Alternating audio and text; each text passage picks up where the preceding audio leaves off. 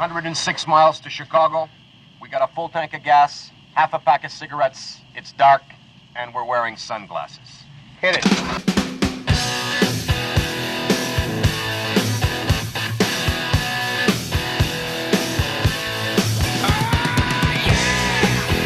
Hello everyone, welcome to the Movie Swap Podcast. I am Rowan, and with me is... I am Lita. Callum. James. So the Movie Swap Podcast is basically each host recommends certain movies for the others to watch. We watch them and then we come back and give our thoughts on them. And today we thought a special episode would be for a Halloween special episode. Spooky. And in honour of it, I thought we could change to some spookier names like Rowan J. Ghoulman. Oh shit! Lord. Soul Eater. I actually already get called Soul Eater. That's Wow. the saddest part. Keep of your this. love life out of the podcast. Because you go after old men. I was going to go, instead of Callum, kill him. Oh yeah. What about And James? James. Oh fuck you, man.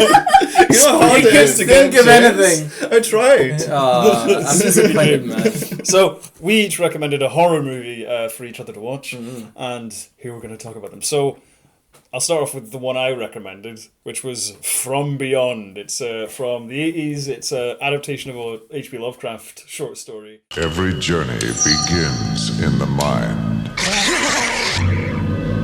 A flight of imagination. A vision of what might lie across the universe. Or within the deepest regions of the subconscious. Dr. Edward Pretorius is about to embark on such a journey. It's out of control. You've got to turn it off. Something's coming.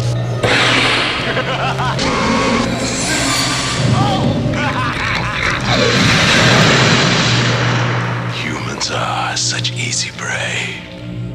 From the makers of Reanimator, From Beyond.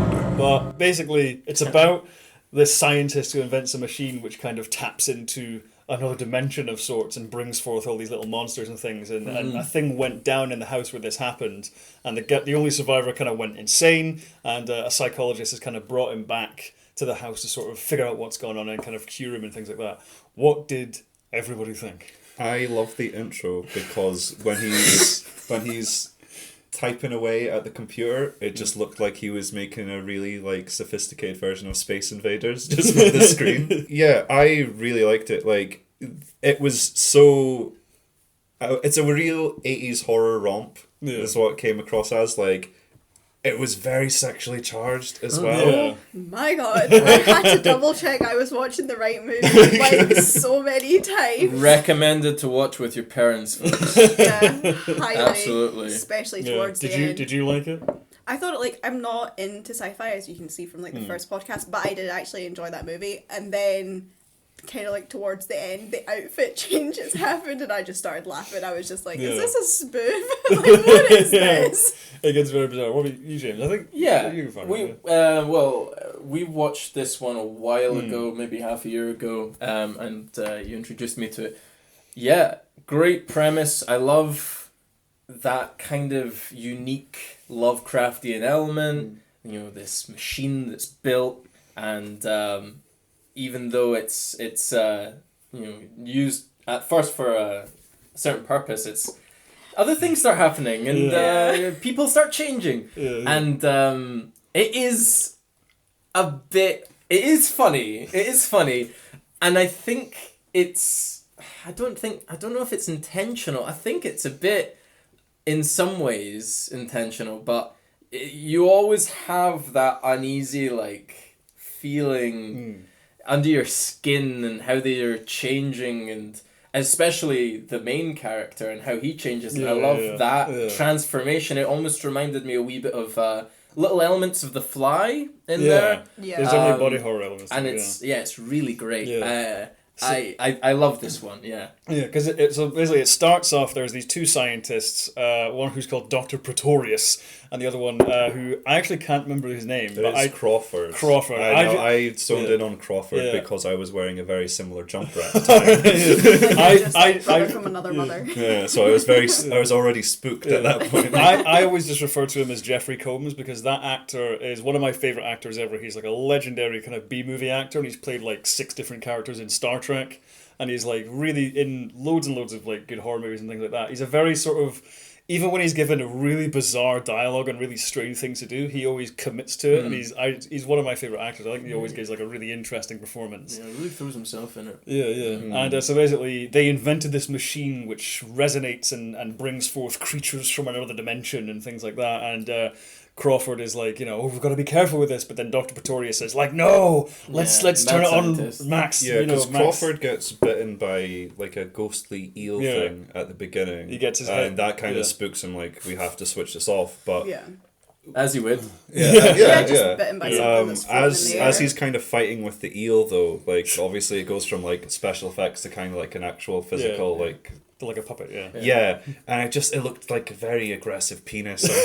It was very phallic. I think very phallic and very fleshy. Well, that might be it's intentional. Yeah, most likely it's in a very film like intentional. this. Oh yeah. I learned it was intentional later on. Definitely towards the end. Because what happens is that something goes down and Dr. Pretorius has his head bitten off by one of these monsters, and then Crawford has to run, and he ends up in an insane asylum. Yeah. And that's when we kind of cut to the psychiatrist character played by Barbara Crampton, who is another like legendary B-movie actress in tons of stuff. She's in You're Next. And she's she plays also the mother. Yeah, and she's Dr. also in McMichaels. Reanimator and things like that. Dr. McMichaels, exactly. I loved how when she's obviously working with like another like nurse or doctor, and she's bringing her to the Crawford, who's been put in this mental asylum after escaping the mansion and stuff, and like. She clearly doesn't like Dr. McMichaels, like from the get-go. She's made like, she's like a Nurse Ratched kind of person. Kind of. Inspired, Dr. McMichaels goes through the mental asylum and looks through each window where you've got a guy like jacking off furiously and an old man who's like, "Oh," like talking gibberish, and possibly a no, we're not gonna do it. That's too low a blow. And then the nurse is like, "Oh no, he's over here." And like she waits for McMichaels to look and traumatize herself. There's like 4 different asylums. And it's like they don't get many visitors. I don't think they would. It was also at this point I noticed that the person, Jeffrey Combs. Jeffrey Combs is the actor. Yeah, I noticed like when he talks, his jaw is hanging and swinging the entire time. He's like, it was the 80s, so I'm assuming he's on something for his jaw to be that way. He's always doing this kind of like gritting his jaw. That's absolutely what people do in MTMA. As I said, it was the 80s. I wasn't going to name it, but... But it's just he always does little things like that, because in Star Trek, when he's playing all those different characters... This podcast is sponsored by MDMA. They did it. No, we have to really. start low. We get the skill share in a couple of years. Okay? Start with local drug dealers. If you want to get the truffles, fucking jump in with the pigs, man. So, McMichaels gets Dr. Crawford, and she's like, right, we're going to take you back to the house. We're assembling a team. Yeah, because he tells this story of like monsters that bit the guy's head off like a gingerbread man and all that kind of stuff. It's one of my favourite lines in the movie. He says, it bit off his head like a gingerbread man. And again, it just, to me, it's like, it's a testament to that actor where it's like, if you're given that line, I mean, James, you've acted and things like that, but it's like, if you're given the line, it bit his head off like a gingerbread man. Yeah. It's like how you can say that convincingly and actually like do it without laughing. It's like, it's just, to me, it's like it just shows what a talent he is. Yeah. So McMichaels is like, oh, we're going to basically retrace your steps. You're going to react this traumatic event, and then hey, you'll be cured. And I was like, that's a bit risque. It's sort of like find out what really happened, because no one believes that the monsters came through from all that kind of stuff. Of course. Then we're introduced to the next main character just after the asylum. Who's the guy from Dawn of the Dead? Dawn of the Dead, the original Dawn of the Dead. He's my favourite character in Dawn of the Dead. He was my favourite character in Yeah, this. he's as one well. of the best characters Yeah. in this as Really well. like He's him. great, yeah. So when they get back to the house, like they rebuild the machine and everything like that against his will, and that's when they turn it on again, and they first see those creatures and things like that, and they're like, "Holy shit, he was telling the truth." kind of Yeah, thing, yeah. But it was just like him going like, "Don't move, don't move," and then you see like the tension between them, and then the other person just starts moving. I swear, There's it was a horror trope of like, okay, as soon as we switch on this machine, do not move. And they're it's like they've all got like physical fucking Tourette's or something. They're Everyone is moving. dancing. I like- know. It's just, that's movie rule number one, and it's It's whenever they say don't do something, they fucking do it. It's just like he even said, "I'm going to stand by this button." Yeah, and then he walks away from it immediately. He Yeah. like backed off from that button. Yeah. Because what they then discover is that subsequently turning it on again to sort of because they're interested in scientific research and all that kind of stuff is that Dr. Pretorius, the guy who had his head bitten off, has somehow come back, from this other eldritch dimension and is like turned into something else. Yeah. He's kind of amalgamated with these creatures or with this whatever it is, but it's always there. The machine just gives him access to see each other, for humans to interact with these things. But they're always there. They're just invisible, and we can't come into contact with them. Yeah, and this is when the sort of sexual element gets brought up because this machine apparently, when they turn it on, not only does it access another dimension, but it stimulates certain glands in The people. pineal gland. The pineal gland, which makes people really horny. I think there should I kind of wish I did this, but they said it so much that I kind of gave up. Like I was trying to do a word count for how many times they say pineal gland. Yeah. Because man, they love the pineal gland. Yeah, they were going they after really that. do. Yeah. Pineal gland loves them. Also, before this, you kind of find out that Doctor is Pretorius. His first name's Edward, so I've just been calling him. Oh yeah, Pretorius, he's yeah. like He's got He's like like a sex dungeon. a in his massive mansion, bondage boy. It's Yeah, like 50 Shades of Grey. Yeah, he's but got like a total bit red creepier. room. Yeah. but with an older man. Yeah, so that might hint to why There's like the other stuff starts influencing them because Yeah. So, yeah. he's the one who's obviously taken, and then he might have. Well, he probably does have a lot to do with it, and that's the whole reason why. And of course, like he comes back and he's this monstrous thing, and he's trying to attack people and all that kind of stuff. And that's sexually assault. Oh my god. That's when they're like, right, we're switching this off. They switch it We're not off, doing it again, kind of thing. It's like I feel. Don't switch it on again. What is she going to do? she switches it on again. Yeah. Well, yeah, Like, because she was walking up those stairs, I was like, don't do it. Yeah, it's because Don't they fucking sort do of it. they bunker down for the night and things like Yeah. that, and because she's still kind of curious about it, where she's like, because it's the scientific gain and what we could know and all that kind of stuff. it was, And everyone it was else is at telling this her, like, point don't do it. where McMichaels is obviously really sexually aroused, and like Boba even mentions like I got a hard on.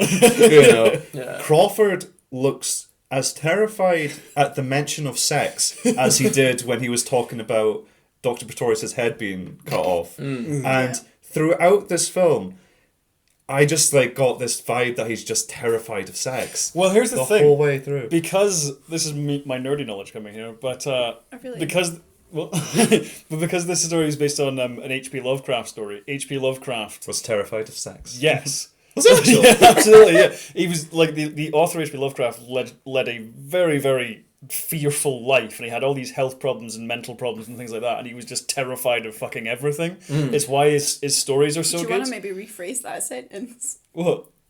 Oh, terrified of fucking anything. But yeah, he was terrified of I mean, he was massively, massively racist as well, but he was because he was so scared of everything. But also there was people sort of theorized that he had very, very little in terms of the way of physical intimacy with any other person ever in his life. Kind of thing. Is there any recording?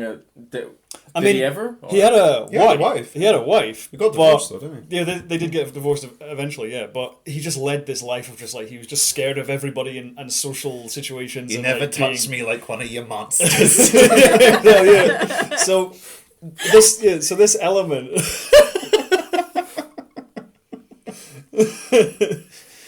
It's always tentacle this, tentacle that. I know you'd love hentai and Oh my god!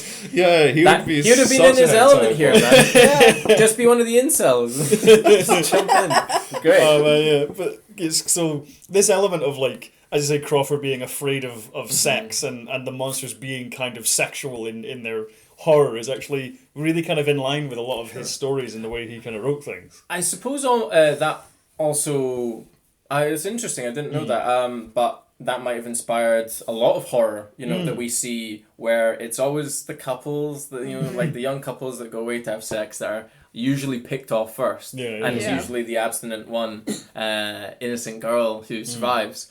So it might, trace back all the way to the Lovecraftian age. Yeah. Because that added element of like the sexual stuff is just another thing that makes it uncomfortable. Yeah, I think this was like, if this was like a teenager in the 80s, this is a total take your date to the outdoor cinema kind of film. Like, that's the vibe I got through the entire thing. This is like a dating movie as well.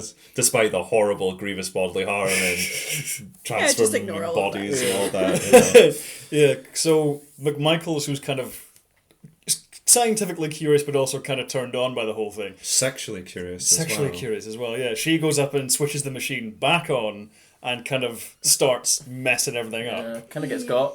It's kind of like a rush, though, is kind of how it's described. Because Pretorius comes back, and I absolutely love the makeup effects in this movie. I loved them. They were so good. Yeah. Because what Pretorius turns into, there's a bit where he kind of like, grabs her and things like that, and she tries to like push him away, but her hand just like presses into him and like leaves like an indent in his shoulder, and his like fingers grow and he like rips off all her clothes and all this kind of stuff. Massive props to the whole makeup side. Massive props to the props. I was worried exactly, but it's different, like that doesn't, even in many horrors to this date, like the whole impression on a monster, that doesn't happen. Like, it's different, and still to this day it is different. Because what they're sort of touching on with the idea is that his physical kind of body is not really a part of, it's not really essential for him anymore, which is why it's beyond.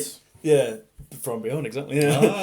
So it's like they could lop off hands and do all these kind of things to him, but he'd sort of just regenerate or turn into something else that wouldn't need hands and things like that. Time is a construct, No, Crawford finds McMichaels. I get what he was doing, because he's like, I can't reach the switch, it's too dangerous, I need to go down and shut the mains. But it was kind of like, I'll rescue you, and he just bolts runs down the stairs and runs down like 2 stories. I was just like, alright, okay. And then he comes the greatest fight scene ever with the giant worm and Crawford. Because he's like, I gotta turn off the mains, and then when he gets there, like the basement's flooded and there's just this giant worm thing in there, and it like eats him pretty much. No, this like the Quatermain thing from our last episode, when they got thrown in the giant boiling pot, it's like, they're dead.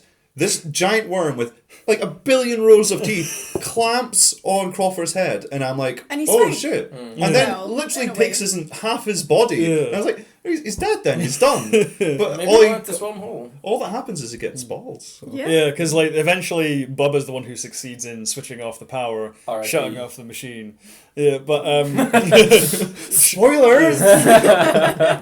And then when the worm like disappears, Crawford drops out of the air and he's like got no hair and he's got all kinds of like a rash on him. Yeah, is that supposed to be the acid from the worm? I think so, yeah. Like, it's just sort of, that's what it... It was slowly about to digest him or something like that. That's a good... Yeah, maybe that's exactly what it was. Yeah. That's a good point. Because the idea, I think, is that if he had like gone in there, he would have just been slowly rotted away. I thought I was just trying to suck the soul out of him.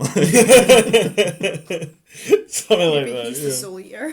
Oh, this is a fucking puns episode. So this is when they're like, right, enough is enough. Let's get the fuck out of Dodge, kind of thing. Let's all pack up. But McMichaels has different ideas. Yeah. She is very horny again from the machine. This is once again when I had to like go out of the movie and make sure I was still on the right one. Yeah. Sorry, Mum, I swear this wasn't the film. The worst thing is I didn't have actually time to watch it in like the privacy of my own flat. I was watching it in work. Luckily I have my own office, but like I just kept having to like close my phone and being like, what? So it's like I'm going downstairs to help with stock or something. Of all the rooms in the whole mansion, they decide to care for Crawford in the sex dungeon. So like they physically have to bring him to the sex dungeon to take care of him. It was like her with the heels, and I was just like, what the fuck? Crawford's in the bed, like real fucked up. Yeah, he's Like, really he's fragile. unconscious. Yeah, and then he's like not there. Oh, no, Michael's he's is not. still sort of thinking like, no, let's keep. We can do it. And we can control it. And then Bubba's like, stop talking shit. We're leaving. Yeah. I'm gonna go get the van ready. And Yeah, then he's yeah. like, you know, put some clothes on because she's like Well, in she a gown definitely and put all that clothes kind on, of but stuff. just not the right Yeah, ones. Yeah. So while Bubba's away, she takes them to open up this wardrobe which has like a dominatrix outfit Just in it. 100% leather. 100% Yeah, it's like dominatrix outfit. G-string, corset, stockings, heels. I was just like, You take an itinerary or something. Jesus. Just get a shopping list ready on I was Amazon so- Prime or something. I was so fucking shocked. I was just like, how is this allowed in a movie? Like, if you've not seen it, it's like, how is this allowed in a movie? Yeah, like, yeah. that was it's like brilliant. really, It's really Oh, good. honestly yeah. so funny. So McMichaels basically tries to diddle Crawford. Yeah. Who, at this point, I thought I think everyone assumed was knocked out at the Yeah. point. Yeah, but as soon as he- Bubba comes in, it's like, "Yo, stop that!" And I as know, soon he's as just she's- like, what the fuck is going on? As soon as she is moved away, Crawford's like, "Oh, I'm awake." I was like, like, hi it's just like, there. I swear he's scared of It's sex. just like, you That's just what had it was. someone Totally, sitting on yeah, you. yeah. Yeah, because Totally, he's just like pretends to be completely unconscious, and then as soon as she gets removed, she's like, "Oh, guys, what's going on here?" Huh?" Yeah, because like she like straddles him and shit, and basically tries to like bang him essentially, and then Yeah. Bubba comes in and is like, right, okay. Stop that, Yeah. please. I Like, actually, firmly- I genuinely love his reaction where he doesn't go like, what the fuck? He just walks in and he's just sort of like, okay, right, okay, I see what we're dealing with here. And then he's like, right, okay, we're gonna go. Are you gonna go in that? You know? And then eventually he has to sort of like knock some sense into her and be like, Yeah. get fucking what's going on? Get you your know? shit It's like- together. Yeah. It's almost like she can't see herself because he takes her like in front of a mirror. Yeah. Yeah. To be like, Look Like, at yourself. look at yourself. Yeah, Come on it's a now. famous line, yeah. Yeah, and then what I've termed as the magic lightning puts the machine back on. Yeah. Yeah. Because when they shut it down, it's like they ripped cables out of it and they knocked components off it and things Yeah, like that. doesn't matter. Yeah, and then suddenly it's like it just goes and all comes back together. Like, Yeah. for no reason. Which yeah. it kind of annoyed me a little bit. I was like, you couldn't have thought of something a bit more Yeah. creative. I think the idea is that. H.P. Lovecraft from Yeah. like 100 years Well, ago. it's funny because this movie takes massive. The short story this is based on. It's based on a short story. The short story is only 11 pages long. Mm-hmm. Like, so it's basically just the intro is the short story. You know, the Yeah. beginning of the film is what the short story is made of, and then the rest of the movie is just like made up. You know, kind of thing. But I think the idea is that Pretorius is like able to control the machine from beyond, and he's the one that's able to put it back together because he's been. The connection's already been made. Yeah. So it can be remade. Yeah, he's got enough sort of power to kind of like flick it from his side, kind of thing. And this is when this bit I don't get because they go up to the attic again with the machine, and there's all these bugs everywhere. Yeah. And this I don't get because at first they're trying to eat Crawford and McMichaels. Yeah. Then Bubba shines the torch on them to get the bugs away. Yeah. Then he tries to throw the torch away, but then the light shines on him, and now the bugs are attracted to the light. Yeah. yeah. Which is what confused me. 'Cause I think there's a little weird thing in what that happens It's there, no, yeah. I can explain. It's because H.P. Lovecraft is a racist. I mean, he was. So, He is, Maybe that's what it was. and that's why he dies. Because like the thing as well is that like these bugs are attacking Crawford and McMichaels For ages! For ages! for like a good minute and a half. Yeah, and then when the torch falls and lands perfectly at Bubba's face, Bubba, I can't remember what it just goes, "Oh shit!" And it's like, if you move a fucking centimeter to the left, you're safe. But it's man. like in a matter of seconds. and in he's seconds like, he's devoured. he's stripped to the bone. Yeah, yeah. And it's like when the camera then goes back onto him, just the way he's lying, it's like the hands. All I could think in my head was, take my strong hand. It's basically That's all I could. It was just like, I was just sitting there like, I can't be thinking this. But Scary it's all, Movie 2, the greatest horror film of all time. But it's just the way. Yeah. Yeah. Okay, It's yeah, great. yeah. Yeah. I get that. You'll get it now. Because it's just these little spindly arms. Yeah, that he's got and it's there. just the way he's like still there, and they're just kind of like Yeah. moving. Yeah, Yeah. they're moving literally like the butler guy. in Yeah, Scary it Movie was. 2. Hi, James. Do you want some mashed potato? After his death. Yeah. They get out of the house. and they end up going to the hospital and everything like that because they're all kinds of fucked up. Yeah, they are. Crawford is, after being eaten by the worm kind of thing, his pineal gland in his sort of head is starting to change shape. It's also just how much he's been exposed to. Yeah, because he's basically getting. getting like mutated and things like that. Yeah. And in the hospital, all sort of comes to a head. Literally. Yeah, where suddenly his pineal gland punches out of his forehead and becomes like a little antenna Yeah. kind of thing. And It's like when a Pokemon uses leech seed. It's that exact tiny plant, except it's coming out his forehead. yeah. It's disgusting. It's It is disgusting. horrible. Oh yeah, it's not as cute as I put it there. Yeah. Like, It's Yeah. horrible. It's it's like a bloody little penis stump. Yeah, It's not nice. Yeah, because at this point, McMichaels is kind of a complete mess. Because she's still in the dominatrix. yeah. She's still wearing this thing.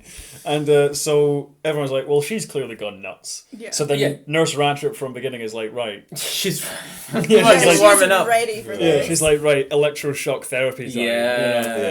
Yeah. And meanwhile, Crawford, he wakes up in his pineal gland and now he has a kind of a hankering for some brains. Yeah, and we find out that it can do more than just look at things. It can fucking sook. It's basically a straw. It's a brain straw. Yeah, he just sucks people's eyes out left, right, and Yeah, centre. he basically like. goes through the eye to basically scoop their brains and eat it. Yeah.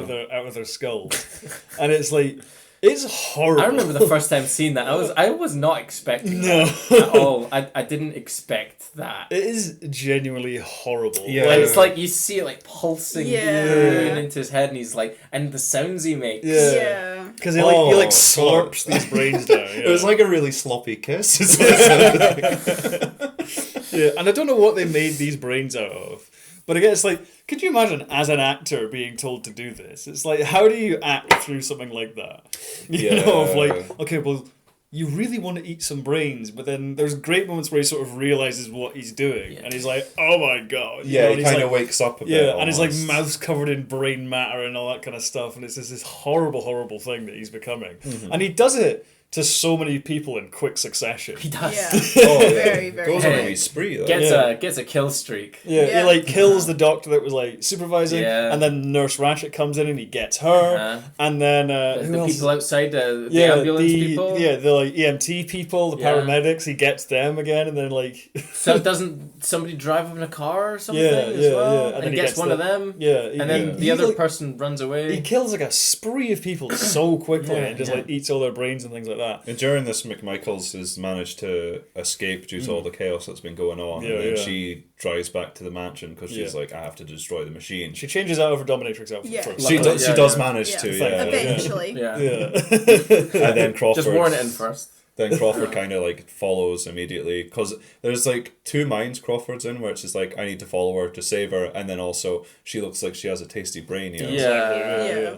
So they get to the mansion, and then Dr. Pretorius is It's back still there, there, yeah. and he's like eyeing up McMichaels, and he's like, we're gonna. Well, it's like a literal mind fuck is what he's Yeah. going to do. He's want to meld their brains and Yeah. consciousness together because Yeah. apparently it's the most sensual pleasure. So yeah. Then Crawford comes up and he's like, Boss music. yeah. This is the boss battle. And then he's kind of like, you only dominated girls because your willy couldn't get hard, so yeah, fuck you, buddy.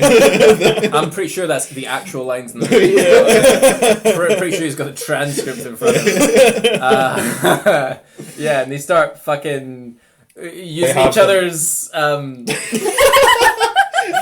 The pineal gland, yeah. The thing that's Little hanging from their antennas. fucking head. Yeah, they And have they an just fight antenna each other point, with it. Yeah. The most anticlimactic fight Yeah. where Crawford runs away, goes down a flight of stairs and goes, I'm not running anymore. So then Dr. Pretorius is like, yeah, okay. It turns into a giant bat and then Yeah. eats him. yeah, eats him, kills him. But dead. then this is my absolute favorite bit of the film because McMichaels eventually like gets to the machine and she plants a bomb there that's gonna go off. And I absolute favorite bit is Pretorius after eating Crawford comes back and he's like, "Oh, you can't get away, you know that easily." Again, actual dialogue. And then Crawford, having rejuvenated into a new body, Squirms through. punches his way out of Dr. Pretorius, and then he's like, "Get out of here, Catherine," and things like that. But then Pretorius punches his way back out of Crawford, Yeah, and they basically just.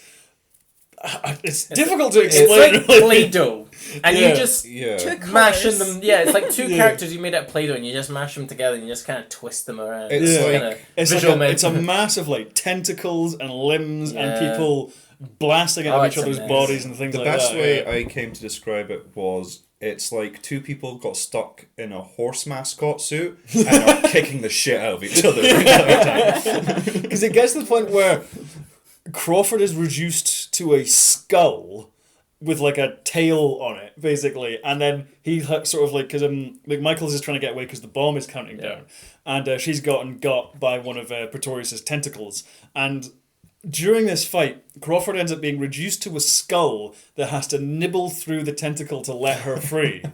You know, It's like the beginning of Spore, isn't it? it's horrible, yeah.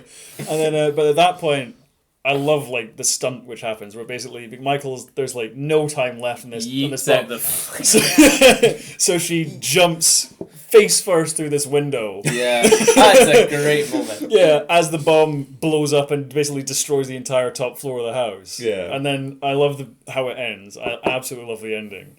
Yeah, she's basically she survives the fall, but her knee's like fuck. Yeah, like she's it's just like broken her leg. Yeah, Yeah, like yeah. you can see like just her knee bone there. Yeah, like it's disgusting. Yeah, it's horrible. And then like you see like. It's really weird because it's like the entire town just like kind of like seemed to be happening up by the mansion as the explosion happens. And then they go up to see if Might she's have been okay. why, like, it might have been maybe something to do with the fact that like there's 5 or 6 bodies with their fucking brains sucked out of the skull just at a that little point. bit. Becoming quite the landmark in the village. Yeah. Really ties the village together. Do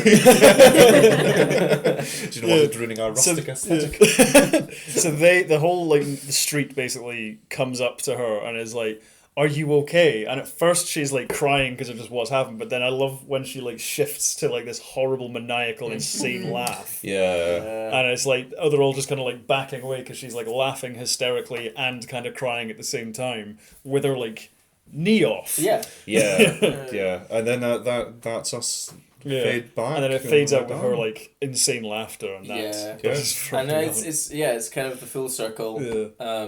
Where now she's insane. So she's gonna be the one throwing the padded cell. Final thoughts, guys? Yeah. I mean, I love it. I mean, I love H.P. Lovecraft kind of work. I love the stories, the imagination, all that kind of stuff, you know. And it really nails the feeling of like you've tapped into something way bigger than you really understand and comprehend, and sort of you're dealing with forces you can possibly understand and things like that. And it really does, as you say, have that unsettling feeling throughout it of like something that's just lurking, you know, round the corner that's going to fuck everything up. I feel like that was kind of a theme for all of our movies that we chose. There was Kinda, a bit of a higher yeah. power that we don't understand, and there's a Yeah. constant danger element. Yeah. But I love the effects. I think the direction is really, really solid. Because the same guy who directed this also directed a film called Reanimator, which is it's basically got almost all the same cast. Because the director was used to theatre things and working with like a troupe of actors. His kind of tactic with films was that he'd get a troupe of actors together and he sort of set out to make a bunch of Lovecraft movies with the same cast. Oh. So in Reanimator, Jeffrey Combs, who plays like kind of the good guy at the beginning, in this actually plays the villain of Reanimator. He's He's fantastic. brilliant in Reanimator. That's his breakout like standout role. I think that's the role of his career. Yeah. Right there. I prefer From Beyond as a movie, but Reanimator is also totally worth a watch as well. Yeah. It's so good, and Jeffrey Combs is brilliant in it as well. And Soul Eater? What are your thoughts?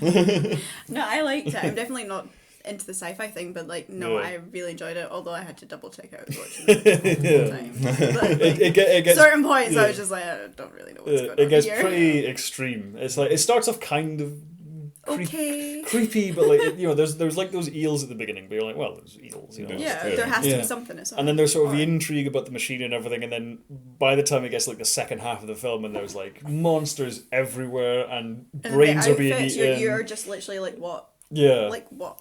It really kind of like pushes the envelope, and it's like that's why I love it for, is that it just goes so batshit by the end. Yeah. Definitely. I thought it was a really fun romp. Very 80s, very camp, very fun to watch. I really did enjoy this. Like, I think horrors of that era as well. Like, I feel like so many horrors just throw a bunch of special effects at things now, and you don't get like the makeup and the prosthetics and the props and all that. And I miss that. I think there's something scarier when you know you can physically touch the thing. It's also good for the actors as well when they're actually dealing with like buckets of fake blood and like actual monsters in costumes kind of running at them and things like that. It's not just a green screen or a tennis ball. Exactly. Yeah. So, James, your final thoughts? I'm going to be echoing a lot of things that you two have said. Brilliant practical effects. They don't make movies like this No. anymore, really. Which is a shame. Yeah. It is. And I just love how unique it is. It's very...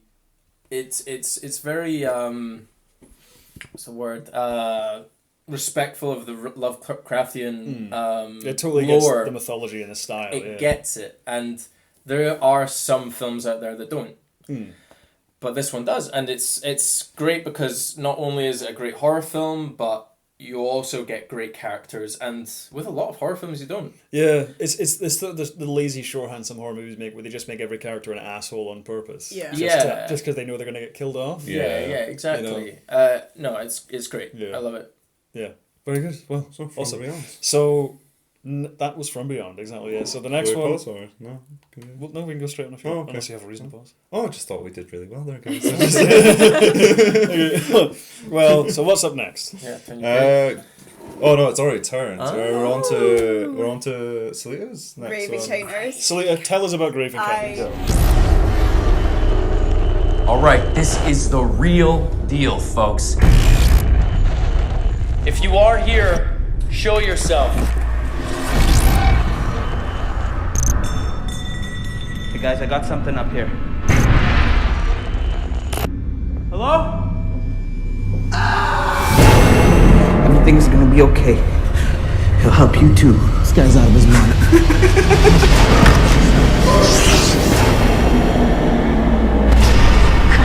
You made it up!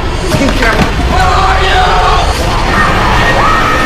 Somebody help us! Hey, you guys just stay together, okay? I'm just... Don't worry about it. We're not alone in here anymore. So essentially, they're, you know how you get the TV shows where they're haunted, they're going into haunted places, and it's just like Ghost shit hunters happens, and shit like that, yeah. And, like things move. So that's essentially what they're doing. They're going to this asylum and they're going to fake it. Essentially, they're just like, what can we do? It's not fake. Yeah, they encounter some very real things. Yeah, they very much do.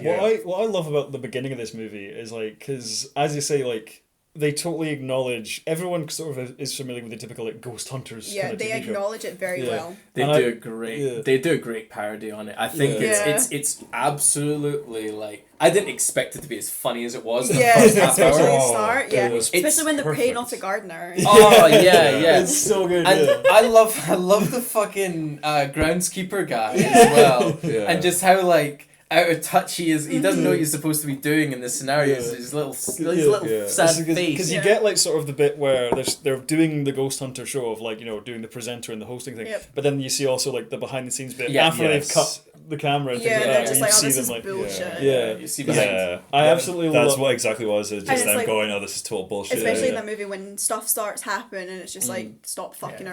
around. Like yeah, obviously the just- people that aren't there, it's just like nah, you're Yeah. pulling our leg. Yeah, and yeah. it's Because just- I do what I like about the characters, like especially the main guy Lance, Yeah. is that clearly it's like he's interested in the supernatural and things like that, but it's sort of like he's kind of a bit cynical as well. He's you know? a sellout. It's Yeah. done enough Yeah, he's a episodes to Yeah, be like. he's like, well, "Oh, this is I've got a bullshit." successful show, but at the same time, nah. He's like, no, it's not fulfilling, really. Yeah, you know? again, he's not an asshole, but Yeah. you understand his motivation. He's trying to make a living. Yeah, yeah. But he's obviously open to it, but he's frustrated at the fact that they haven't found anything. Yeah. It's 6 episodes in. Yeah. They're about to go into the asylum. He doesn't. He's like, right, Yeah, we just he- need to make a couple of fucking sense. Yeah. and that's it. We can get out of Yeah. here. Like Yeah. they don't even need to stay in there the whole entire time. That's And kind of I like the whole love premise. the psychic medium character. Yes. Oh, He's the best character. He's so My good. lord. Yeah. Houston is amazing because he is the atypical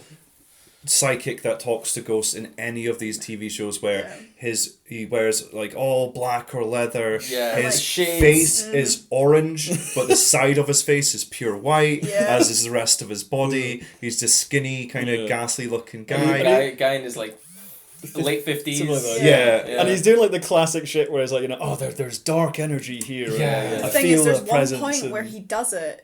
Like, it's obviously a lot further on in the movie, and he's fucking right. Yeah, because I love the bit where like when supernatural shit actually starts happening, and he's still there going, "Spirit, I invoke you," and then everyone's like, "Dude, shut the fuck up!" Like I was just like, to nah, go, he's actually right. just to go back like a bit just before we get into the hospital. Like I love the groundskeeper thing where they slip him a 20 to say they saw a ghost. Yeah, there's the gardener. There's the Yeah. gardener, Oh, sorry, yeah. sorry. I was hoping so much that they slipped him the 20. Yeah, We just go, no, I never saw anything. Because he's got like blowing leaves and all that kind of stuff. Yeah, and I'm like, I love him stonewalling right after he says it as well. The guy was like, "Yeah, it was really scary," and then he just like no he just reaction stares. whatsoever. I Yeah, saw a ghost over there. It was really Yeah. scary. Yeah. And they get the history of, because they go into, it's a mental hospital that they're going Yeah, into. an It's like old an old asylum. asylum. It's been Yeah. essentially abandoned. Yeah, basically. So you've Yeah. got Kenny, as we mentioned earlier, the adorable old groundskeeper guy who's just like doesn't really know how a TV show works or anything. What like is that. it? Do I talk to you or to the camera? Or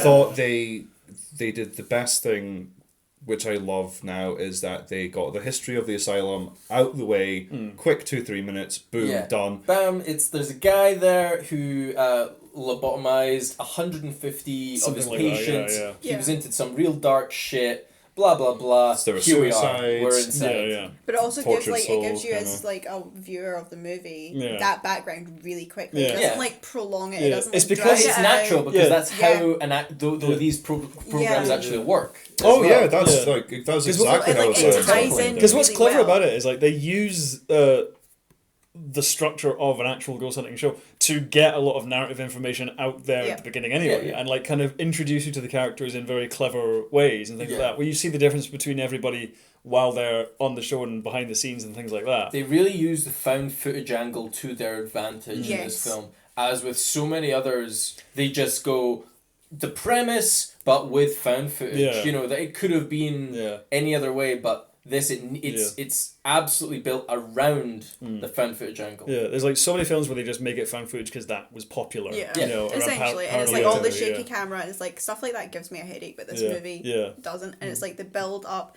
to scary moments is It's really, great, really yeah, well yeah. done. Because what I also like about this movie is like, because the directors of it are these two guys called the Vicious Brothers. Yep. Great name.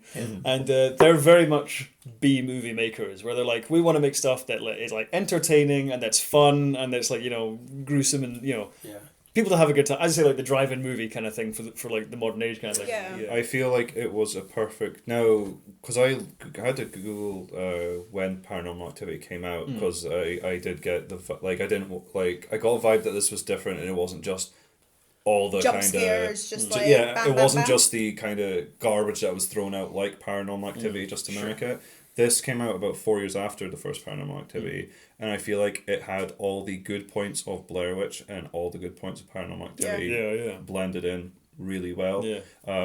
So in terms of the story, chronologically, they decide to lock themselves in the mental hospital. But they actually lock themselves in. They actually do. They actually do. It's not fake. It's one of those things about Kenny where it's like they say, okay, we're going to be locked in here until 6 a.m. and then like, oh, the guy actually locked us in until 6 a.m. They're like, well, yeah, but it's fine, just roll with it. Kind of. So they can get all like decent amount of footage. I almost jumped out of my chair for joy when Kenny was the one locking them in and he left because I was like, fuck, he's in the clear! Yeah, I He's know. gonna survive, boys! Because he's such a pleasant old man, this guy. He was Kenny guy, lovely. He was my favourite character of the whole thing. So then they go around, they get some footage, and like maybe for like the footage. Let's just gloss over that. Some footage, yeah. So they're getting some footage. Fucking racist, Robin. My half Irish heritage.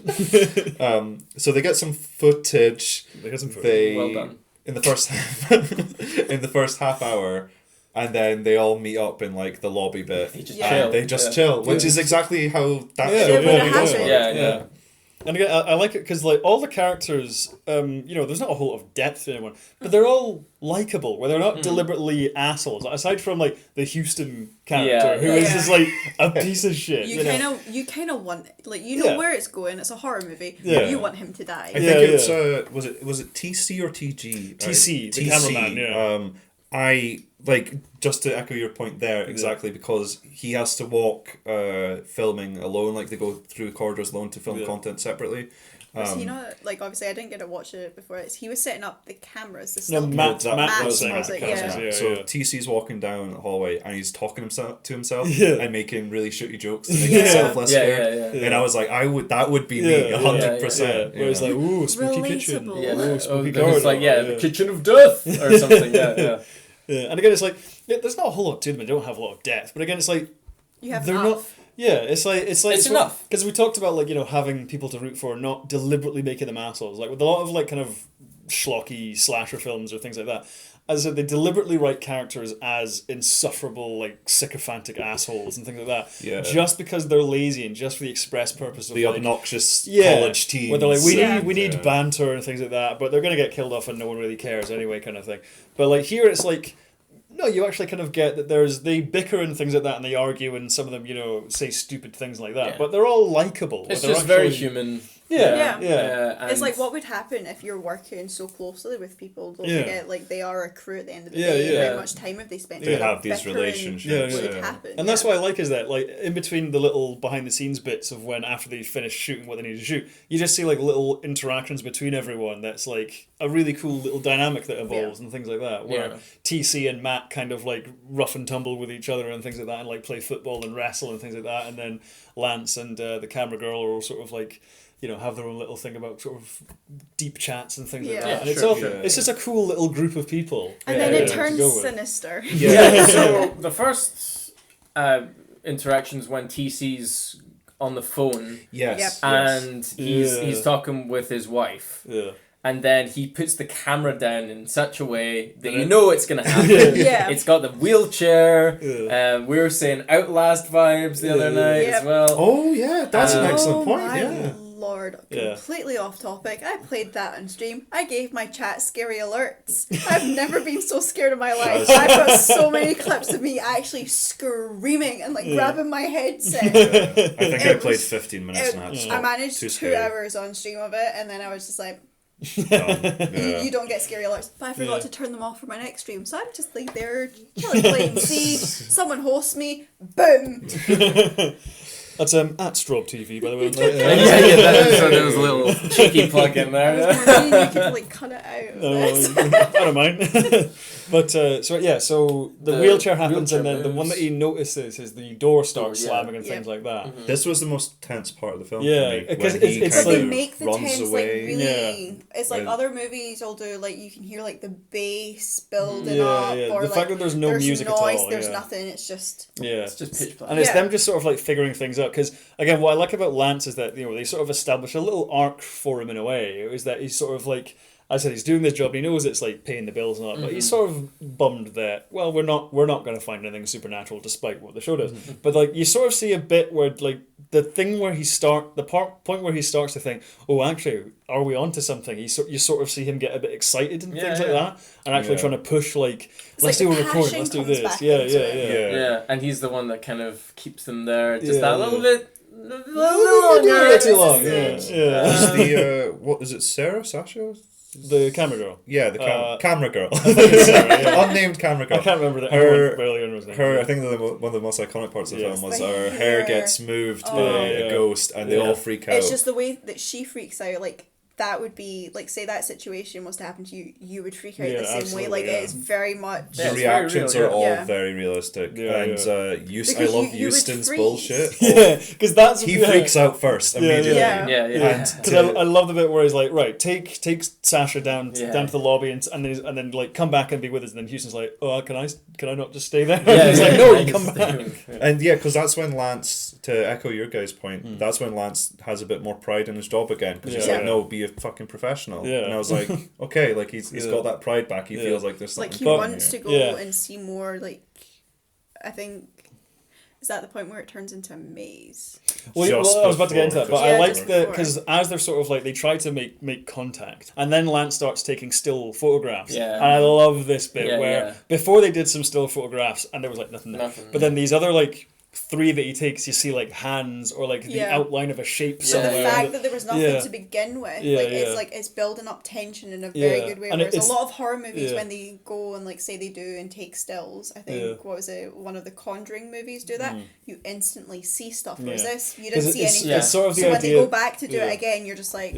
It's sort of the idea that they've like woken something up now. Yeah. You know, and they're like, because this is probably one of my favorite bits actually is when the geography of the insane asylum starts going wrong. Essentially twisting. Yeah, because like first of all, it's like they go past. They're sort of like already going past the deadline of like the guy should be here by like 6 a.m. It's now like 7. But it's still dark outside. Yeah, we've well, lost one of our crew members. Yeah, Matt where he is. disappears.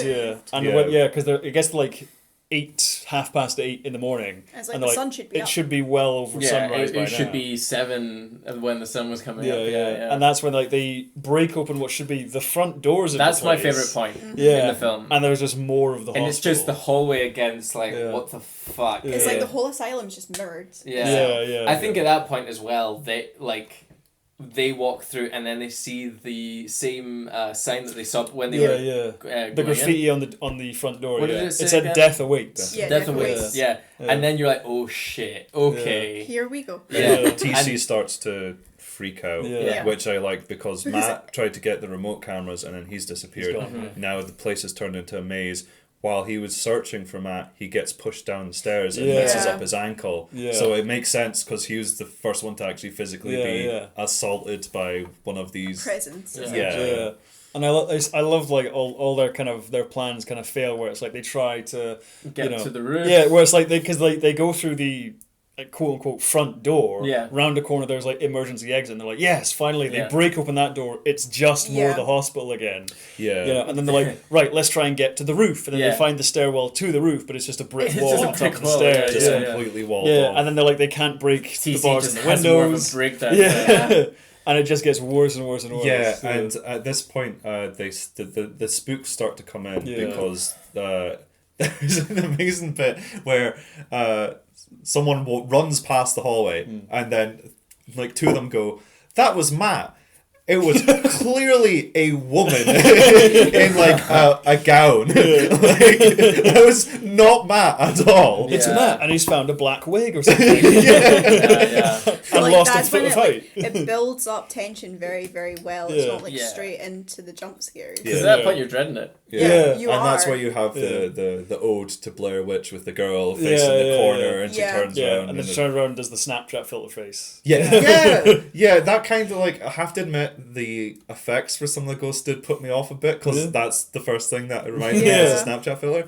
At this point I was like, so far the ghost has only pushed them down the stairs. Like I was literally, because I was writing notes for this, as you guys can see, the audience might very know. much.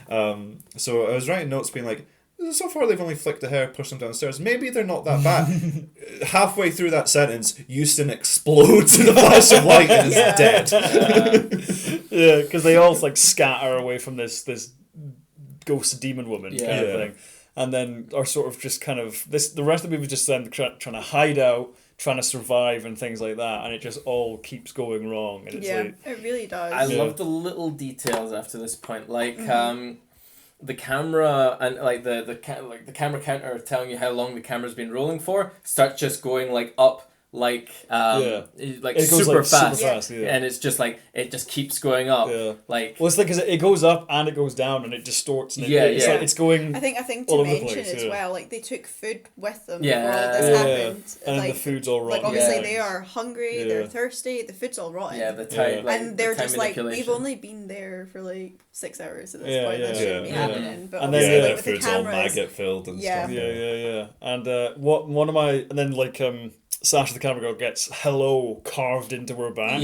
Oh yeah. Which is like awesome. horrible. Yeah. good. Yeah. But easily one of my favorite bits though is I really like the bits where they get the bands around their wrists. The patient The- bands. Yeah, the patient bands around the wrist of like their Yeah. inmates in the asylum now. Because I there's love that like little it's just detail. out yeah. of the blue. Because this is Yeah. the part where they all start getting picked off. They find Yeah. Matt, who is in a patient gown. Yeah. Yeah, And he's had he's all full fucked up, yeah. transformation. And it's yeah. just like Yeah. essentially you like because of like the previous scare, you're so tense for them going up to Matt because Yeah. you're thinking, is it actually him? Is it? Yeah. Yeah. But it turns out to actually be him, but Yeah. it doesn't But- make it yeah. But any he's, less he's scarier. insane. Yeah. Like Yeah, he's yeah, he's become just a gone- mental patient. Yeah. Yeah. And obviously they are getting pursued by these spirits, and then the next one of my favorite moments as well is the bathtub where Yes. Matt's standing next to it, and then TC goes over to get him away, and then the woman just bursts out, grabs him, and throws him It inside, was my favourite death of the whole film. That was Yeah. incredible. I love that, Really yeah. like that. Yeah. and he's just gone. Yeah. Yeah, that's it. Yeah. I Yeah, love yeah. that. The tub spills over Yeah. and spills blood everywhere, but he's gone. gone, The yeah. ghost's gone. Yeah. He's done.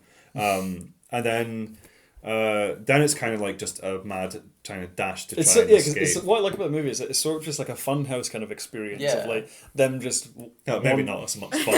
but it's like them just sort of like aimlessly wandering the place and encountering shit. Yeah. yeah. Because that's what would Yeah. happen. You would be continuously trying to find your way out. Yeah, there was a bit that I kind of laughed at though, because they all got all these scares because all these ghosts are everywhere. And then there's just like kind of like black gloved hands kind of Yeah. all out the wall, and it just reminded me of something from Art Attack. Something I made little early. You can do this at home. Yeah, I actually really liked that bit though with the hands coming out. Yeah. Oh, I laughed at it. I thought it was think so it's a funny. total homage to Day of the Dead. I think. Yeah. Yeah. That's is how it? that Yeah. film opens, where like arms come yeah. through the wall. I really like when they end up getting into the tunnels. And this is kind of when just all hope This is was It's lost. all the- gone. Yeah. It's all gone wrong. This was Someone's eating like, a rat. I think Yeah. this was the most tragic death. I love this. Yeah. With Sasha kind of just Yeah. falls and then starts spewing blood Yeah, and then but starts shouting for her mom. And Yeah. it's like, oh, But at this I- point, you don't know Yeah. how long they've been without food or Yeah, water because like, of the time lapse. I think at some point, Lance like checks his watch again, and it's like 8 p.m. the following day from when Yeah. they should have been out. So it's like they could, and then there's a bit where, what I love about Sasha's kind of death almost is that there's a really great shot of them both leaning against the wall, and then this like smoke mist Yeah. kind of Yeah. like comes into the corridor, then retreats, and then by the time it's gone, Sasha's gone. Yeah. And it's like she's just, you don't know what happened to him. I Yeah. love that kind of death, you can call it that. So he finds this door, and behind that is what I kind of like. It sort of like almost looks like something out of Doom. Oh my lord. Nothing happened. almost spilled a drink. All was for well. Like I was saying, like if we had a webcam set up, that could just be like zoomed in on that moment right there. Everyone prospered.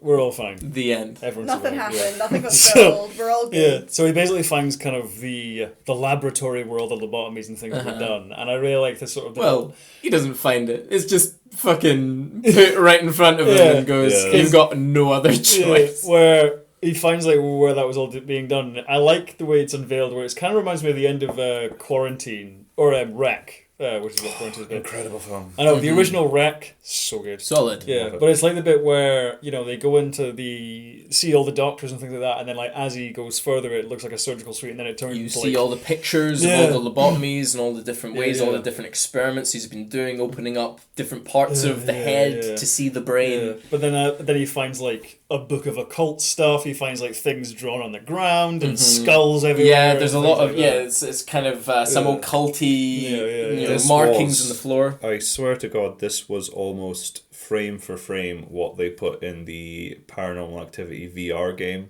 Oh yeah. Which I played, and haven't played that. oh, that's spooky. But he's obviously like researching all the shit, and then he just looks up, and they're all there, all the doctors, everyone doing a lobotomy, Yeah. and he's just like, what the fuck? He looks down for a sec with the camera, looks back up. One of the docs is right there and just does the face Yeah. and just Yeah. grabs it. Yeah. It's The thing great. is, you don't expect it. It's like Yeah. there's been essentially no build up to walking into that Yeah, laboratory yeah. because you've been in a complete maze. There's been like no hints, and it's just like bam there. Yeah, and Yeah. then like because you hear lots of commotion and shit, and then Yeah. basically the next time you see him, he's been lobotomized. Yeah, he's You know. like, I'm all better now. Yeah. They said I can Yeah. go home. This is Lance Prescott. Yeah, I love that little Grave thing. Encounters. Yeah, Yeah, he yeah. signs off the same way he does the show. Yeah. I thought it was perfect. And that yeah. that leads That to wraps brings the up. us to the end. I think. No, love I that didn't movie. watch the post. Was there anything in the No, credits I or don't think post so. credits? No, I kind of wanted there to be a little bit. there of is a bit. second. Yeah, there's a movie, second though. one. Is there a second one? Yeah, there's Yeah, a yeah. second Grave Oh, Encounters. wow. Could maybe watch that for another podcast. Maybe. Maybe we got next Halloween. I'll be dead by then. Don't be so cynical. But, well, he'll come back. Oh, there we go. But so Final thoughts. Final guys? thoughts, Who wants to go Well, first? Rowan, since you brought up, oh, okay. I really like it. I think it's it's an ideal thing if you just want a scary fun time.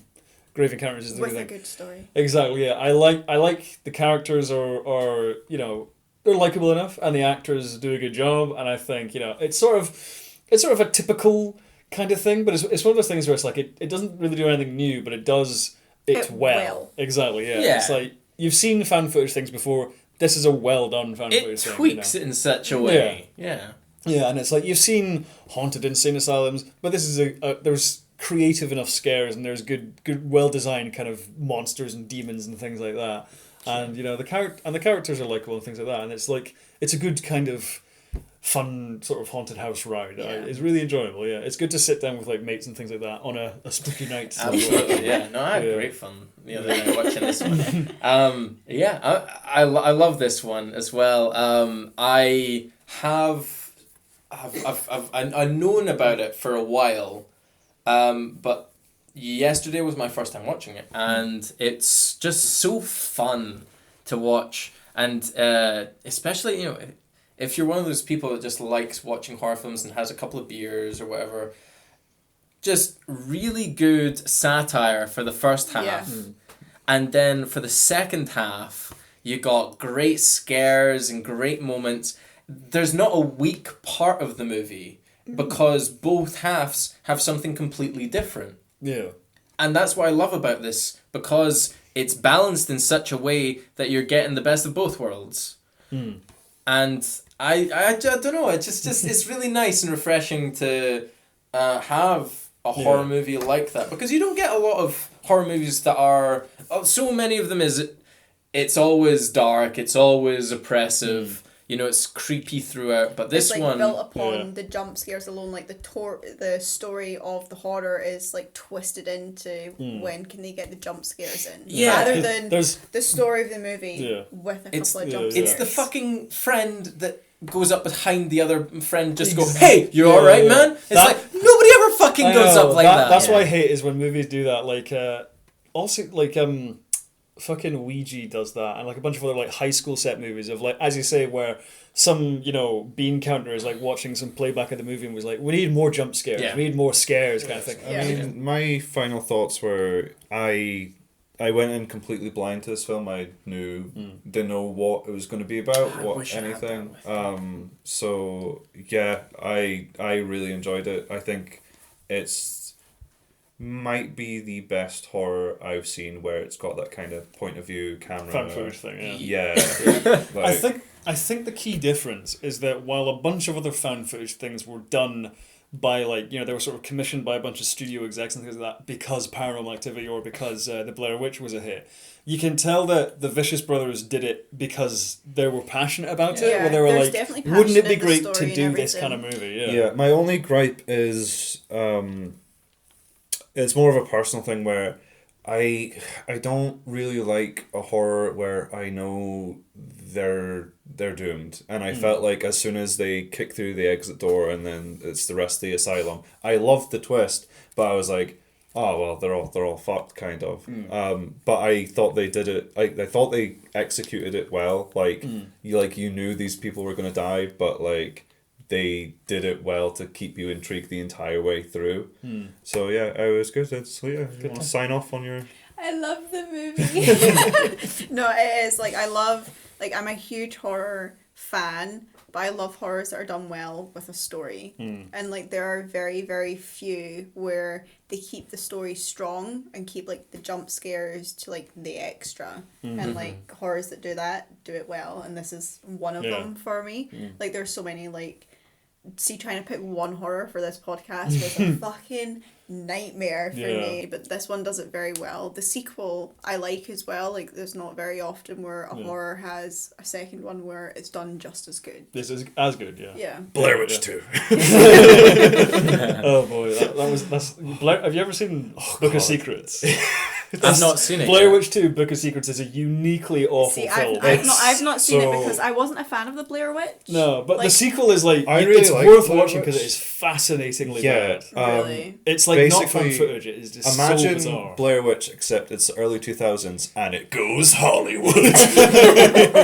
It is just a bizarre film. One of the worst films I watched this year. First Okay, time watching let's this sweep. Yeah, Let's yes. sweep. year. Yeah, sorry, this chat let's away. get So, yeah, that. that was Grave Encounter. Right? Exercise that evil. Yeah, a really good film. Absolutely.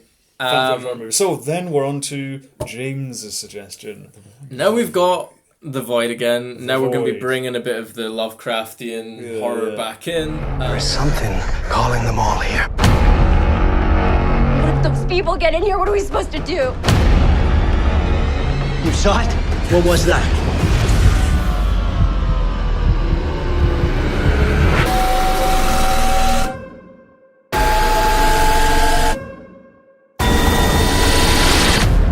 Do you know where you go when you die? I do. There's definitely like a very HP Lovecraft like feel with these three. And I'm just the outcast. hey, it's good. A woman that can pick good horrors. Okay. Yes, it was very good. And The Void, very simple premise, really. That just descends into madness. Starts with this this woman, I think, escaping from this burning building, and you have no idea what the fuck is going on. And these two guys just roll up and they just fucking burn her to death. Yeah. And you're just like, why, what the fuck? Yeah. And you realize later on, oh yeah, they're doing that for fucking good reason.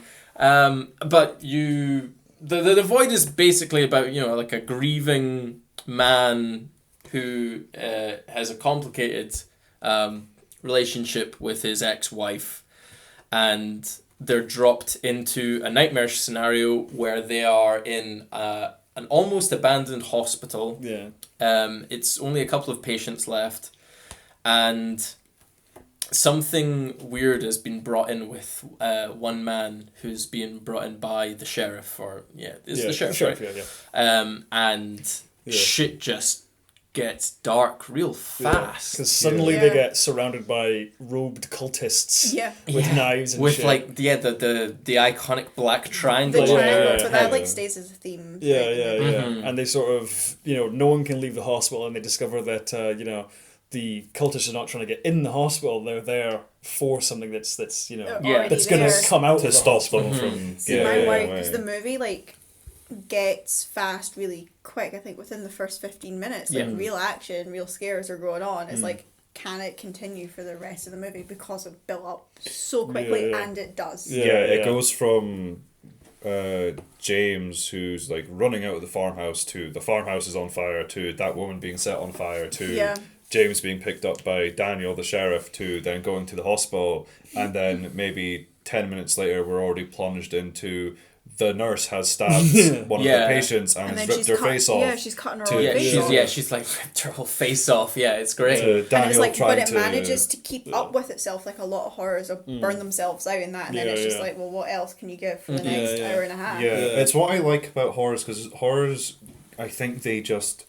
Sometimes movies take so long to get to the point that they're trying to get to, and like with The Void, it was like, boom, okay, here's your scenario. Because then as soon as Daniel goes in to phone up, because he had to shoot the nurse who tried to kill him, then the hooded kind of almost cultists, pure white KKK kind of You thing. definitely get the imagery. With the black triangle kind of printed on their front mask, then stabs Daniel, and then he gets pushed into then he gets taken back into the hospital, and then giant fucking monster that they have to fight off, and then now we're set into what's actually happening after all that. So it was a flurry of everything. Yeah, this was a great surprise to me when I first watched it, because when I first watched The Void, I had no idea what I was in for. I just picked a movie out, I think on Sky Movies or something.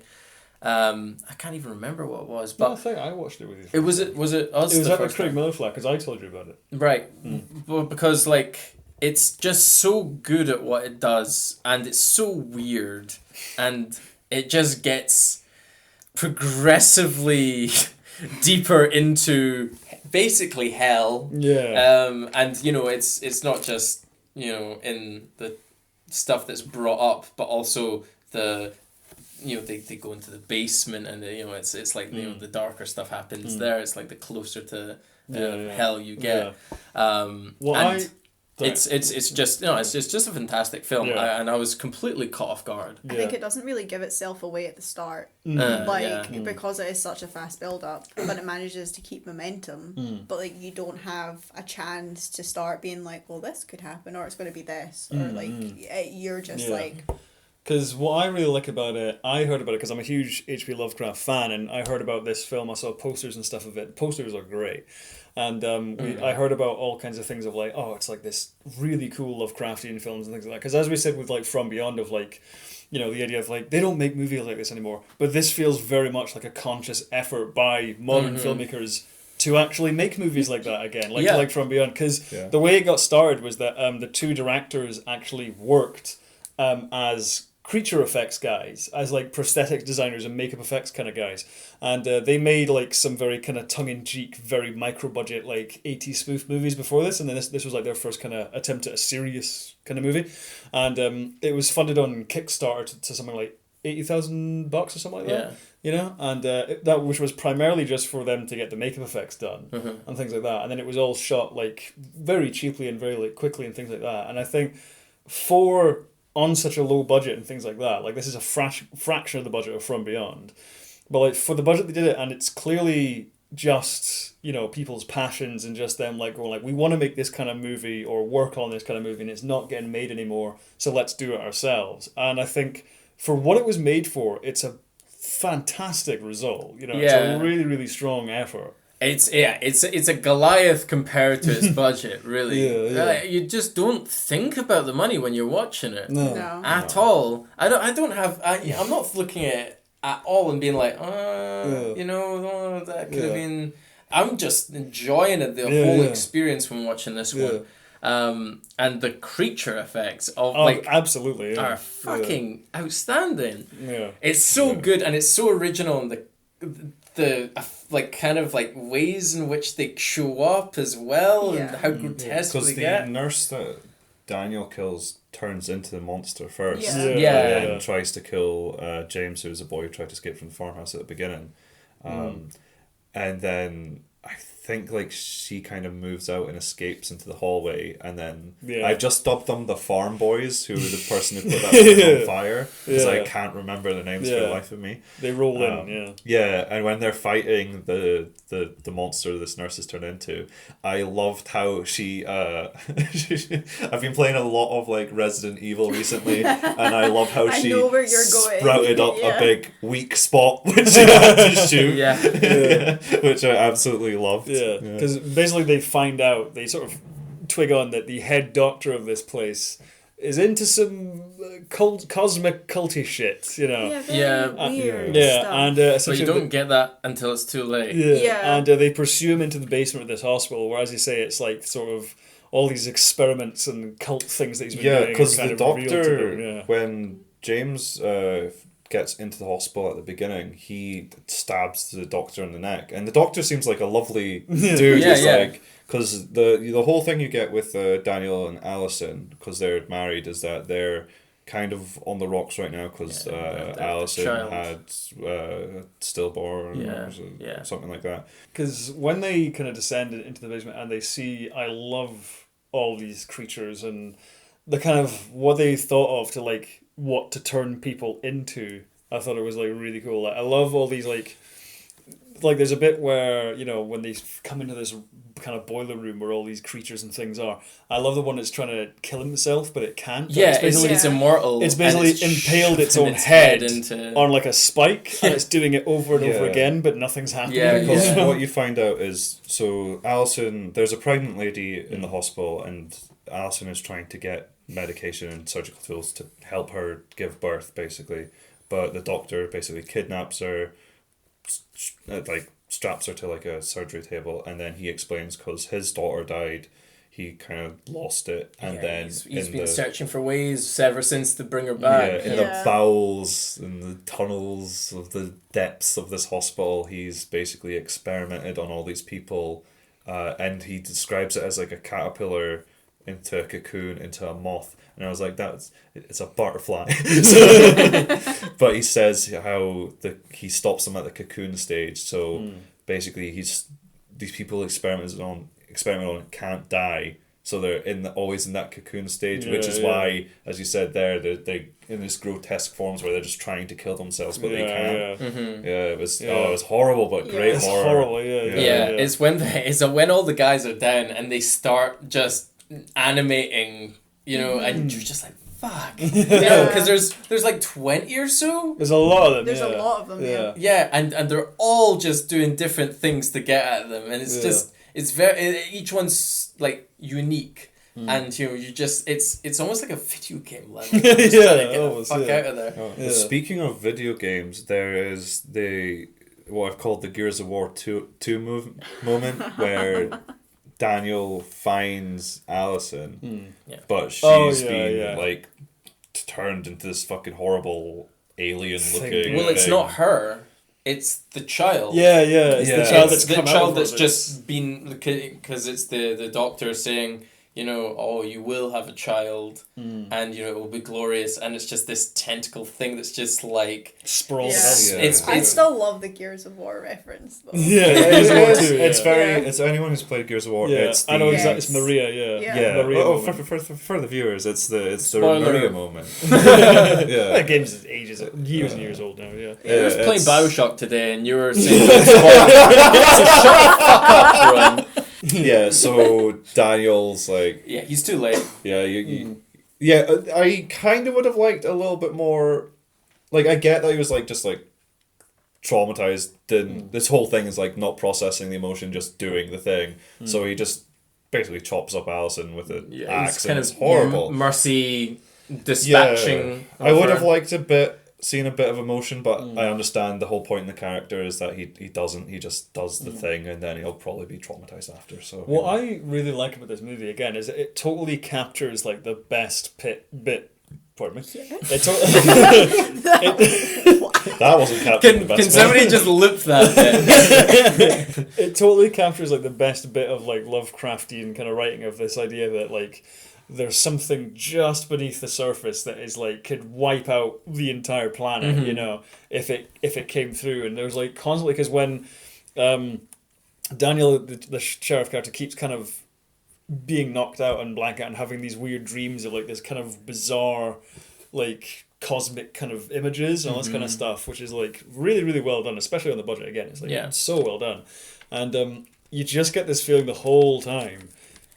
Just do it. You get this feeling the whole time. There's just this eerie kind of dread building up underneath everything. Yeah. It just gets worse and worse and worse. And again, it's very much like From Beyond, especially with people like the Doctor who just shed their old skin. Yeah. And they become this new being. Underneath he's like this really dark, bony, like kind of bony, like naked and like powerful. Most of them were like transformed into the From Beyond kind of monster, but like the Doctor, because he's the main boss, he turns into a Marvel villain. But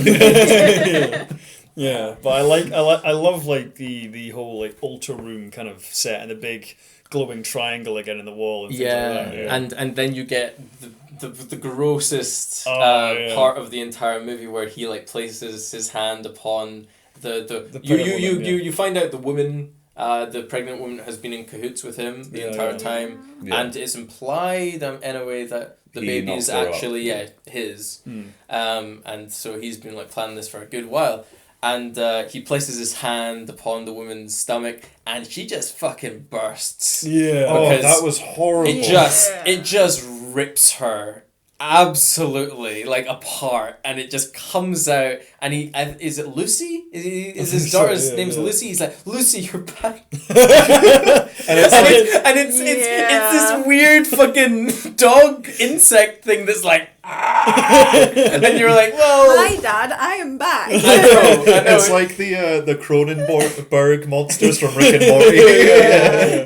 Like, Lucy, you're beautiful. I know. It's horrible, this thing. The worst part was when she's kind of crawling away, she drags like the pregnant woman's corpse. She's still got like the umbilical cords and tentacles and things linked into her. So like as it moves, she's just dragging her dead mum behind her. Yeah. It's like a brilliant piece of like horrific imagery. Very morbid. But fucking great stuff. And then the Farm Boys come out, and then basically the Farm Boys sounds like a band name, doesn't it? Yeah, it really does. On the stage, the Farm Boys. That's for our music podcast. Combine harvester just plays in the background. You can have that name. I mean, it's pretty shit. Although the Beatles was as well, so maybe they turned out right. If they get big enough, the Farm Boys will be fine. So they distract the big monster thing, and then Daniel's been stabbed by the pregnant woman before she exploded. Daniel's like on his last leg. Essentially, and he just does one last thing. Where he's fought his way through all these monsters and shit. Like been stabbed in the back and stuff like that. He's basically about to get turned or whatever by the doctor, and he's just like, nah, fuck you, and he just fucking grabs him and just chucks both of them in. He just spears him into the triangle, and I'm like, fucking yes. The first time I saw it, I was like, fucking right. It's like, if you're gonna go out like that, man. Yeah. And then everything. My one gripe with the film, it all became very sudden because the Farm Boys. So Farm Boy A and B. There's Farm Boy old and Farm Boy young. Yeah, I started calling the old one Papa, and then the other one Mute because he's mute because he got caught up. So Farm Boy Papa dies, but like he pours oil on himself and he gets hit with a flare and boom. It's because Lucy catches up with him and he lights himself on fire and it fucks up. Mute survives, and then he reaches Kim, who is and Lucy gets fucking crushed by the door, the walls coming in. The walls are coming in, and he's able to just get through. Lucy's right behind him, the big fucking Cronenberg thing, and he just gets crushed in between the walls. Lovely. Yeah. And then, so there was another character we haven't mentioned much, but she was actually my favourite. But you don't see her much. She's such a side character. Yeah, she's like a trainee, right? Yeah, she's a trainee nurse called Kim, who's like, basically like, the first few seconds of her is like, I can't be arsed working the shift tonight. So Kim and Mute meet up, then they hug, and then it's all over. And then because basically the doctor was kind of summoning shit from this other eldritch plane that he's tapped into through this triangle kind of portal symbol. And Daniel, by like tackling him back through it, has basically like ceased his efforts to raise Cthulhu, basically, you know. And so even though Daniel and all that are trapped in this other dimension, it's all kind of sealed off from the real world. And you see it from his point of view one last time. Yeah. And again, I love the design work here. And the visual effects are so strong. He's with his wife again. Yeah. They're together, but they're in a fucking horrible place. I just see this giant ass pyramid, and I was waiting for one of them just to go, here we go again! At the end of Deep Rising again. It's the exact same as Deep Rising. It was so silent, and then it kind of like goes to the pyramid, and it goes back to them, goes to the sky, it starts opening, and then it comes to like them holding hands. Yeah. And I love like the design work of how barren it is and how alien it looks. And I also just love, like, because the music is just this slow drone, which kind of, like, oppresses everything else. And it's just, like, you just get that feeling of, like, you know, they're so feeble compared to whatever the hell that pyramid is and whatever the hell is about to come It's their that way. cosmic horror aspect that really just shows us viewers it's like, you're nothing. But I love this film because it doesn't really pander to the audience either. It's very much, this is the situation these people are in. This is what you're going to get. Yeah, you aren't getting shit else from us. The people outside that are wearing the cloaks, figure it out, man. Yeah. Like, it's not something that's, you know, oh, this artifact is telling us where these guys come from. Like, the fact that they do it makes it very psychological because you can interpret it as anything. Each individual have their own little spin on it, which will lead to, like, the monsters being something different, the ending being something different, which makes it good. Yeah. It's one of the things which I quite like, because I often see movies like... this is more to do with the next movie we're talking about. Yeah. But I often see people complain about certain movies, which I really like. Like I've seen people do this with like Oculus and the Babadook and stuff like that. I know I love it as well. Like, but horror metaphor always movies are good. there's always people that complain like they don't explain it as if that's a negative, and I'm But like, they don't but that's need what to. makes it so strong. Yeah. You know, with Was the it void. Stephen King or was it Lovecraft who said like the greatest horror? Is That's the Lovecraft. mystery? Yeah, mystery the of great. unknown. Yeah, it's like the greatest fear is fear of the unknown. Yeah. It's like that's totally true. And like, you know, with things like From Beyond, it's like you just get a hint of like, And then it's open this to your other own- dimension does this to people, Yeah. but you don't know why or the mechanics of it, and you know what it's like to be in the other Yeah, dimension. it's Absolutely. open to your own Yeah. imagination, so Like, it's you- very you- much keeping it like reading a book. Yeah, it's like you never see the process that happens to Dr. Pretorius after he got his head cut off, you Yeah. know, in From Beyond. And in The Void, it's like you never see how the Doctor tapped into this other how he dimension. became the man he is. Yeah. You don't see the other things that inhabit this world, you just see what he's done to there's people with cult that knowledge. stuff, horrible experiments, and that's as much as you get. And then you just get the hints of like it's designed by these intelligences from this other place. you know? I mean, that I'm gonna just segue in. What did each person think about the film? I really, really like it. I think it totally succeeds in kind of what it aspires to, in that bringing back that Lovecraftian thing. I think the creature effects look terrific, and it's a very, very simple film. It's only like 90 minutes, 84 minutes, something like that. It's a very, very simple film of like, you know, these characters trapped in this place and they're on top of something horrendous and cosmic and, you know, horrifying, and it just really, really works well. Every minute's used well. Exactly, yeah. There's no wasted time. There's no pandering. There's no padding. It's just a very efficiently told story, and it's got great imagery and great scares in it and great ideas in it. I really like it. Yeah. Yeah, I really liked it. I like movies that like leave it open to interpretation, like the psychological aspect, because like it's a movie you can rewatch and then rethink. Like you can get it from a different perspective, or you'll notice something more or something different. So yeah. For me personally, I really liked it. I just had to have a cheeky wee Google there because I don't know if you guys ever saw, because it's the perfect like B movie, almost a parody of B movies, Planet Terror. Oh yeah. I love just, here we are, this is a situation, how are these people going to deal with it, and it did that perfectly. It was a really good film. I won't say much more because I feel like I'll just be repeating what you guys said, but incredible film, really enjoyed it. Really good, yeah. Grand. That is The Void. So moving on to Callum's film. Callum, tell us about In the Tall Grass.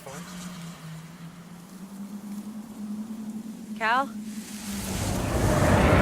Becky! Something's not right about this. I think we should head back to the road. Becky? Travis? Who are you? What's going on? I came looking for you! What? How did you get here before us? I don't know. My boy, he's lost in here too. This is nuts! It's only a field. What's happening? He went the other way! Natalie! I'm never gonna find her. You can find things, but it's easier once they're dead. How long have we been here? I'm not sure.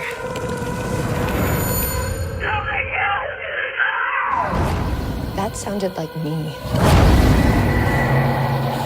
This field doesn't make any sense. Name one thing in here that does.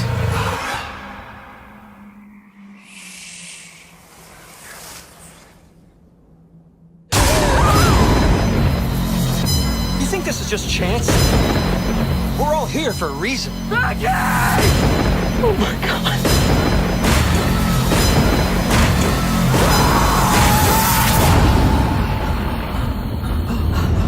It's grass. It's just grass. In the Tall Grass was a short novella written by Stephen King, who's my boy. I have a Stephen King obsession. I've read so many of his He's a books. remarkable man when it comes to how quickly he does books. Yeah. He also has like books, yeah. it's His like books are Lovecraft good. as well though. Like you can't be a horror writer without looking like a gremlin yourself. It's called In the Tall Grass, and it kind of does what it says on the tin. It's a movie about some tall grass. It's the newest one as well from this list that's just been released. Just came out on Netflix last week or something, isn't it? Yeah, I only watched it. Yeah, I only watched it last week on Saturday. Because I remember seeing the trailer for it. It looks good. Again, like with every film today, I went in completely blind. Didn't even read the blurb. Just saw it was a Stephen King thing, so I was like, okay, I'll watch this. Because I don't know if you guys saw Gerald's Game. Yep. It was also. I've heard 1922 is also really good. I've not seen. I've read the book for it, but I've not. Gerald's Game was read it. good. Gerald's Game Very was really good. twisty. Yeah, so I was very hyped for this one. So basically the movie starts off, it's a pregnant woman and her brother. They're driving down like one of these like, country roads, and then they kind of stop off because she's obviously feeling like a bit sick because she's pregnant. So she kind of spews out the car, and then they're just kind of stopped outside this old little church, which is called Black Rock the Redeemer. And they're just next to what I Sounds thought like a was wrestling character. dude, Black Rock the Redeemer. Dude, I will go on a tangent right now. You shouldn't have brought it up. Don't why tease did me you with say wrestling. So I thought it was just like a fields of like corn or something, but it's just really tall grass. Really tall grass. And they hear while they're stopped, they hear like a kid who's saying he's stuck in the grass. So Cal, who's the name of the brother, and I think it's Becky who's the name of the woman. Yeah. They both go into the tall grass to find this kid. Also, just a side note, I didn't know that it was her brother until maybe half an hour in or something, until she explicitly said it, which I think comes into play later on as to why they chose to only do it that way. Yes. I for the beginning, like I wasn't sure either as well for the exact same reasons, but we'll get into that. And then once again, the tall grass things aren't as they. Sense. Yeah. Because what I really like about it is like it's total kind of classic Stephen King. Something what Stephen King is really good at in terms of his writing is that the sort of like the mundane thing that he's able to like twist into like quite horrific, It's something that we've all been through, an unfamiliar setting, you can get lost very easily. If you've ever been, I don't know how many of you have ever been in grass that tall. I have, yeah. Yeah? Yeah. Okay. I know Theresa May has. Oh my god! What a fucking golden! Yes! Joey's got it! Insert fucking JPEG image of Theresa May running through fields of wheat. Okay. Spicy. But no, and you're just disorientated. You don't know where you are, and you have to obviously locate your friend using sound. Yeah. But it's twisted in such a way, and it's just such a simple concept, and then it's perfectly brought up when they do the jump sequence. Yeah, because they both sort of go like, right, let's jump up and see where we are. And it's great where they jump up and they're like, oh, we're only 10 meters away, like easy. Let's do it one more time just so we can clarify. And then the second time they jump up, they're like hundreds of meters away. Yeah. And it's like, whoa, what the fuck? Yeah. And while they're searching for this kid, Kyle stands for a second, and Becky's also standing still, and they're shouting, and it comes from like so close on the left side, but then when Becky shouts again, it seems really far away. Yeah. on the right They do a side. great job with the sound mixing and using like the stereo sound of like people sounding really close, but then they're really far away, Yeah. or like, you know, and it's like as they seem to get closer to the sound, but then they sound further and further away and things like that, and then they sort of say like, wait a minute, you just went past me, like you were really close to me Yeah. a second ago. Yeah, and, I think the best thing the thing that I really liked about this film straight off is that Cal and Becky, like, you think are kind of the main characters. In a way, Yeah. they are. Becky, as she's trying to walk past, trying to find her way, she bumps into this guy whose name is Ross.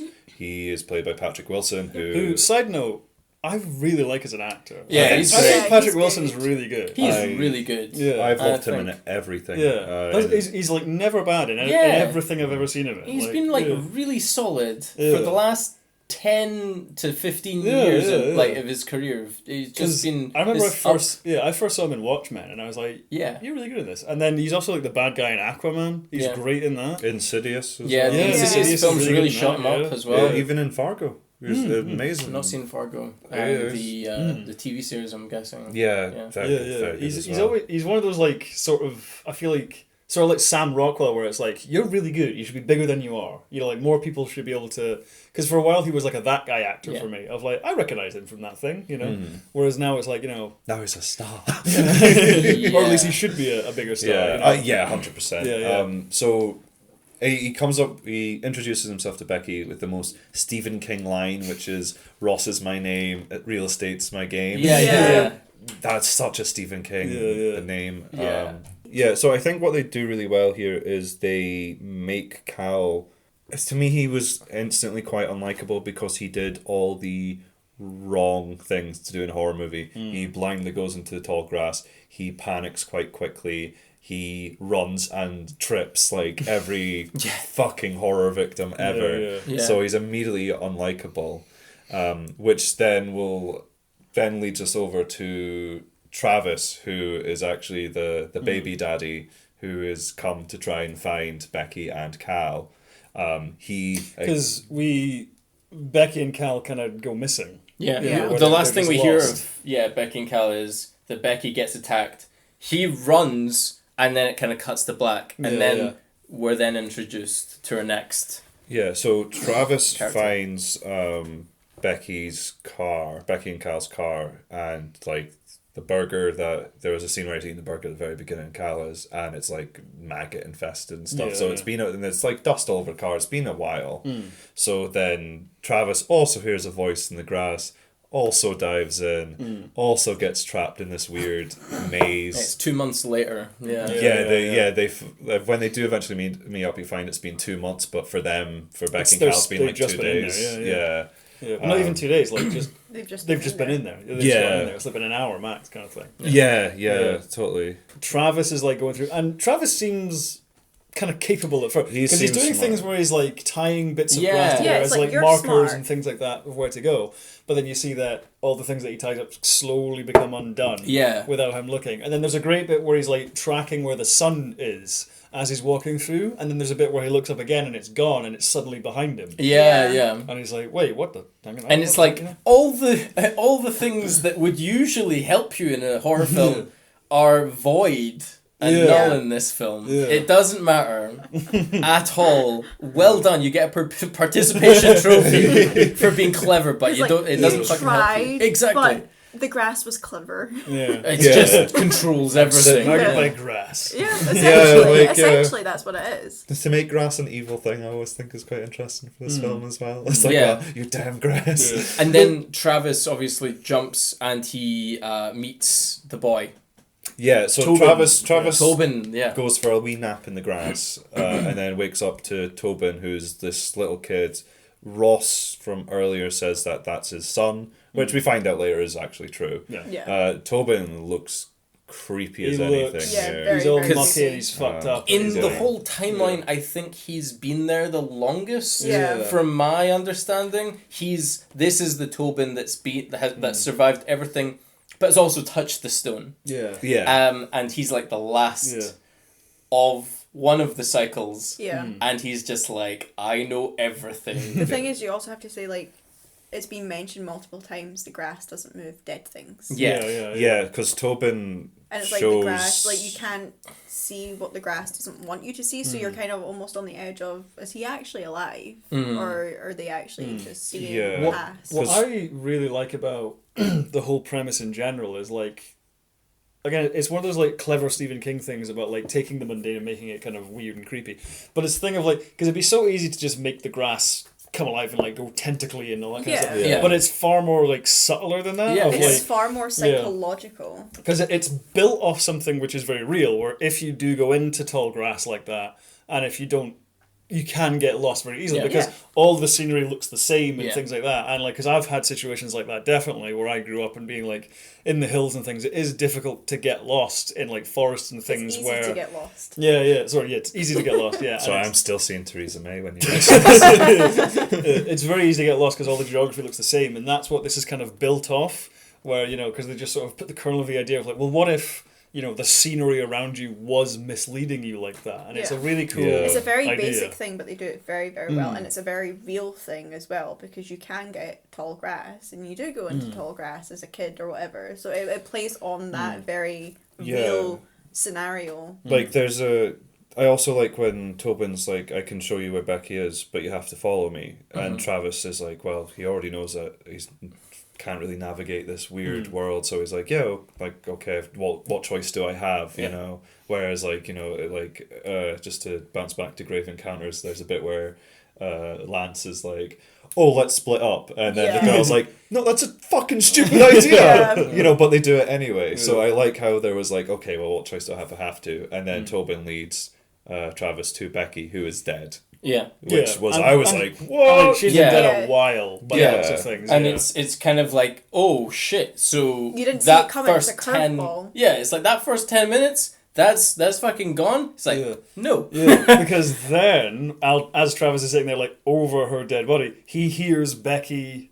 by the road like coming in. You're like, whoa, wait a second, And there's a great bit where they don't meet in person, but they hear. No, wait. No, before that, isn't it him hearing the boy?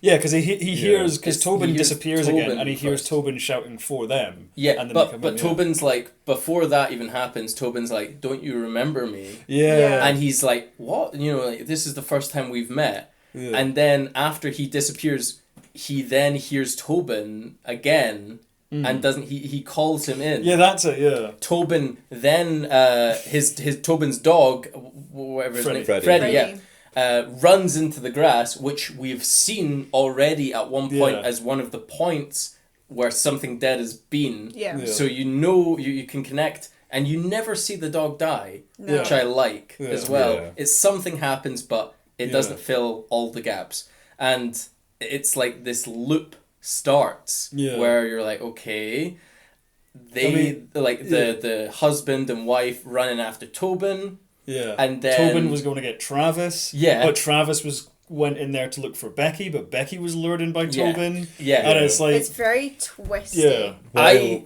knew right away, like as soon as they went in, the first couple, I was like, I think they're gonna do a fucking timey-wimey. Yeah. Like I didn't know anything about this film really, other than it was a Stephen King based in tall grass. Yeah. But as soon as I started watching, I was like, they're gonna do something clever here. So you end up with this cool sort of like three groups of people of like a family, Becky and Cal and Travis, all just sort of lost, and they seem to be from various different time things, which don't really make any sense. Yeah, where Travis went in after Becky, but then he hears Becky enter the grass, even though he's there looking for her kind of thing, and he's like already seen her dead body. You get it later on, like more towards the end of the movie, what's happening. It's like that's almost like a loop. But then, so eventually we reach the Black Rock, which is the heart. This huge ancient black rock, which like it wants you to touch it, but if you touch it, I some bad shit love happens. the whole creepy vibe this thing gives off. The design is like.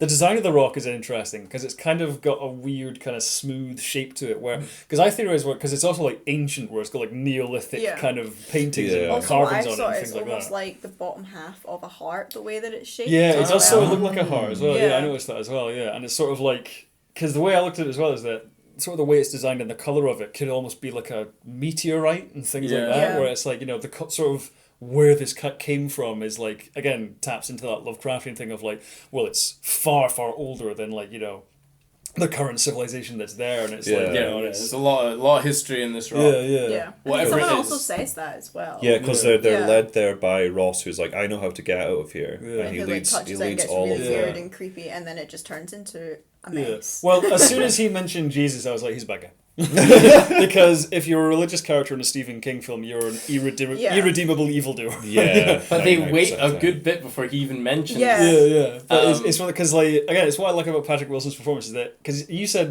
James, you said this when he first shows up and the way he talks is kind of like a dad out of the 1950s. Yeah. You know, it's like it's all about families. Yeah. He's got like this tash and things like that, and he's sort of like this very sort of typical suburban white dad of the 1950s. Yeah. And then when he was like, you know, started doing the religious things, and I was like, nah, he's going to turn so evil. But it just, in that moment, it turned so sinister. It kind of, it turns with him, obviously. Because his wife finally, because she was missing as well. She eventually turns up when they get to the rock. She pops up and is like... Yeah.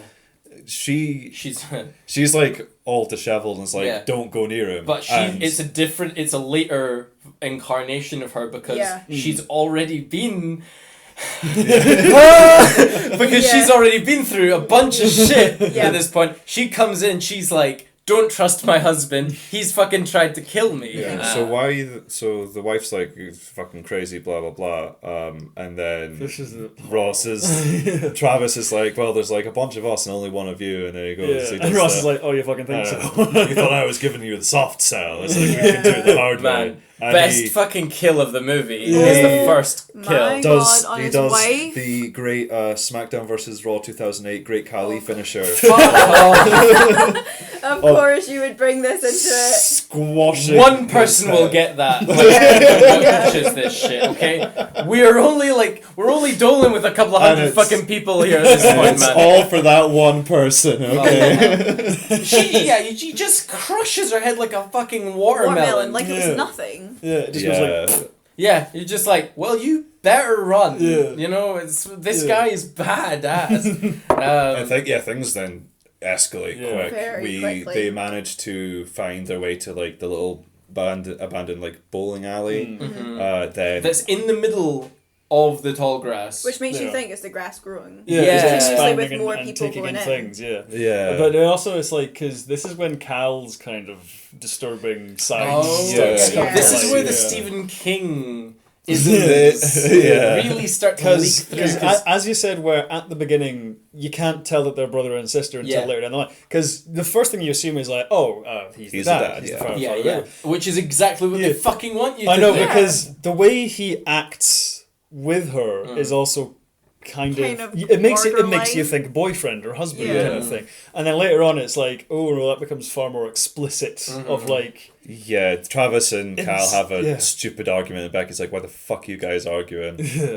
And then it turns, Travis is like, well, you kind of want to bang your sister, and then Cal's like, it becomes very Lannister. It does, it becomes really gross, and they hear Ross like coming into the bowling alley, so they run up to the roof, and then where Travis and Cal try and find a way off. Yeah. Travis, for one reason or another, loses his I think something underneath him gives way. He loses his footing. Cal grabs him and then goes, says, I want to fuck my sister, and just fucking lets him go. I think it was more of a Lion King, long live the king kind of thing, and then throws him off. Because just before that, they see the dog go through maybe a like little tuft of grass. a tiny tuft of grass, and then it teleports him onto the road. So it's like, oh, that's the way out. That's where we go. So once Cal finds that and Travis trips, he's like, oh, fuck you, you know. Yeah. And this is when this goes full, like, jumps the tracks and just goes into full on, like, batshit territory of, like, weird as fuck imagery. They and, get like, chased off the roof. And then it's like, down. and then she ends up back at the rock again. And but Becky realizes, like, Cal's done something, so she storms off. She gets away from him, but then she gets, like, surrounded by the grass people. But it's grass people. And they, like, lift her up.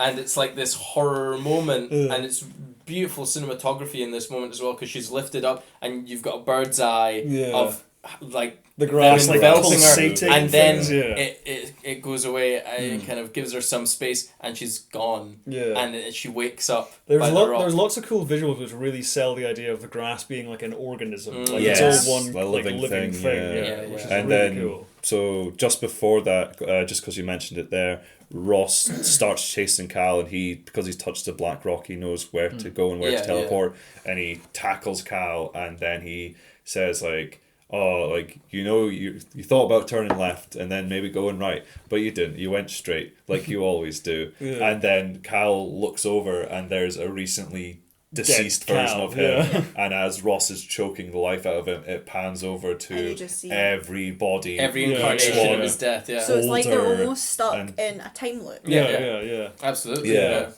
So then Becky has to, like, basically gives birth in front of the rock, the black rock, and the black rock kind of crumbles at the front. Yeah, and this is the most disturbing part of the entire film. Yeah. This whole segment, because then you peer into the roots. The abyss. And the roots are babies. Yeah. It's all living, and it's all her child. Is that over what it was? and I over wasn't and sure. over Yeah, again? it was. It's just every single incarnation of that child in the roots. Which is just fucked up. And then this is when like sort of Travis comes back, Yeah. and kind of sets it all in motion. Also, props to Tobin for keeping it together. He's such a young For kid seeing doing his all of psycho this. dad crush his mum's skull in front of him. I He's know, kind of yeah. okay with it. So- I know, yeah, he has to just react and move on, doesn't he? Yeah, because this is when like Travis, because they've all been the thing that turned Ross bad, of course, was touching the rock, where contact with whatever this thing is, just sort of like messes with people's brains and sort of kind of converts them into things it needs, kind of thing. I like the fact that you see two different versions of Tobin, how he could turn out, and then how he actually goes in the end, luckily. And Tobin's really the protagonist at the end of the film. In a weird way, yeah. He is our central character because he's the one from the start to the end where you see his. It's almost like an arc, but then it's like in a weird way. It's changed up halfway through, and then this is how it he could go,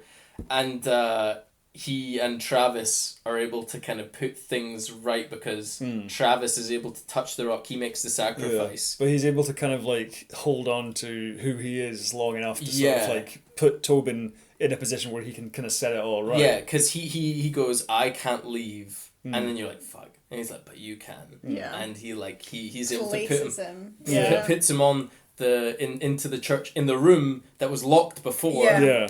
And he's able to get out of the room and get to the first couple. And you just hear the frantic, and it's Yeah. like you can just see that they're not going to believe him until he hands over the necklace. Yeah. And it's like the necklace is, and that's the really important thing that he gives. Travis gives to the kid as well, and that's the thing that because they finally like stop Becky and Cal from going in there, which like stops. Well, Cal almost went everything. back in. He almost He got a foot in. Yeah. And you know what? I was thinking, I was like, just fucking leave. I was just the like, just say same, Becky. I thought, I can't remember the actor's name, but I thought he was incredible. He was really good. He reminded me of like a really young Elijah Wood. Yeah. Really? I get that. I get that. His face. But it's a really interesting film with so many different layers to it, and it's just really good. Every single layer has something else that's telling you, and they're not good things. It's done brilliantly, but it's it's just told in such a creepy Stephen King-esque way. Really well done. Yeah, and, I think I really liked it. I thought it was like it totally tapped into kind of the thing that Stephen King is really good at in general, but it's also like full of like great imagery, and it's so atmospheric and like the way they make the grass scary. Because again, it's like if you say that, where it's like run away from the grass. Yeah, it's like grass. You think The Happening? Yeah, of like the plants and shit, but it's like. But again, it's like it's just done in a subtle enough way, and there's just like enough kind of creepy implications and things like that to really kind of push it over the top. And just my final thoughts here. Patrick Wilson was incredible. The wee boy who's acting as well, also incredible. your average horror movie length, about hour 40 it was. So, you know, maybe 10 minutes more than the usual one. Yeah. Did you become Yoda there for a second? About an hour 40 it was. It's all this time stuff that's fucking with me. Yeah. But yeah, no, incredible film. Definitely recommend it. Yeah. I think throughout this, we've all said, like, we've really enjoyed this one movie, like, collectively. Yeah.